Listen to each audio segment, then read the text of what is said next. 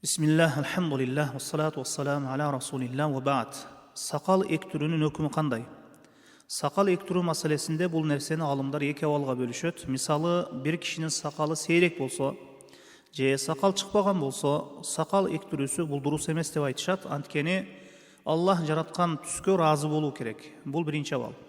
Ал эми экинчи бир авал, сакалы бар эле, сакалы бир себепке көрө сакал чыкпай калды, же сакалы азайып кетүүсү бир оору себептүү, же мисалы күйүп калган болсо, мына ушундай абалда сакал эктирип өзүнүн абалына кайтаруу үчүн сакал эктирсе болот. Буга далил имам Тирмизи рахимахулла жана Абу Давуд рахимахулла жана башка мухаддистер риваят кылган хадисти далил катары келтиришет. Арфажа ибн Асад радыйаллаху анху Кулаб согушунда мурду кесилип калганда ордуна күмүштөн болгон мурун жасатып алат. Натыйжада сасып кетет жанагы күмүштөн жасаткан мурду. Ошондо пайгамбарыбыз саллаллаху алейхи вассалам ага алтындан мурун жасатып ал деп рухсат берет. Мына ушул хадисти далил кылып алымдар айыпты кетирүү максатта. Мына ушул хадисти далил кылып айыпты кетирүү максатта сакал эктирсе болот дешет.